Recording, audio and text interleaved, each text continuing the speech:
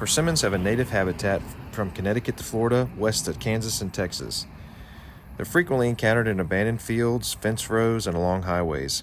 It also appears in pastures in the Piedmont of Georgia. Simple leaves with an alternate arrangement. The leaf is ovate to elliptical and rounded at the base, with pinnate venation.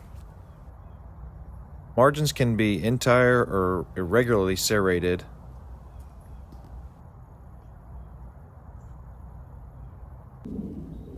In this part of Georgia, the fruit can be seen in late September and early October.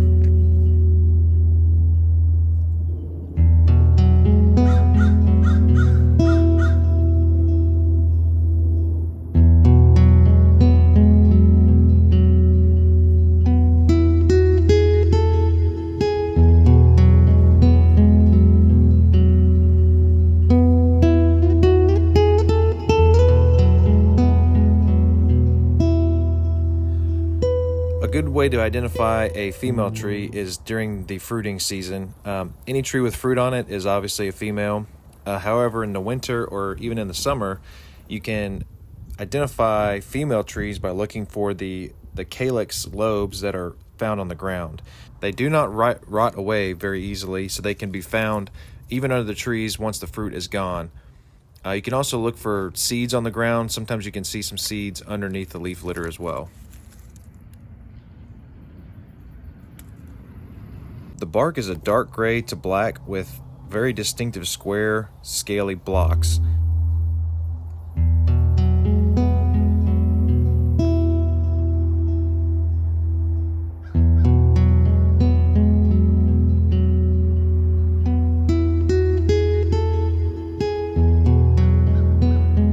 One great reason to be able to identify persimmons is it's a great wildlife attractor, especially deer. And here in Georgia, the persimmon harvest coincides with bow season.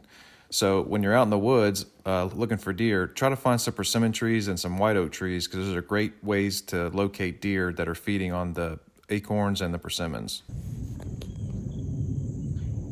So here's a pretty big persimmon on my property, and this one has never produced fruits before.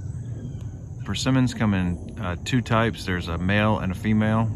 And that's it, there's only two types. So this one's probably a male because it's never produced any fruit, even though it's pretty large. Here's another persimmon on my property.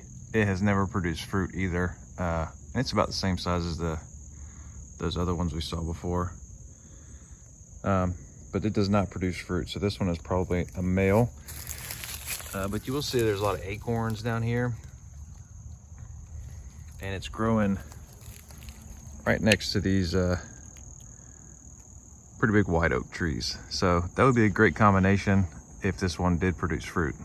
There's also an old folk tale about splitting open persimmon seeds to try and predict what kind of winter we're going to have. When you split the seeds open, you can see the little baby seedling inside of there, and they typically will look like a fork, a spoon, or a knife. The fork is supposed to represent a mild winter, while the spoon is supposed to represent lots of snow. A knife is supposed to represent a bitterly cold winter that'll cut you to the bone like a knife.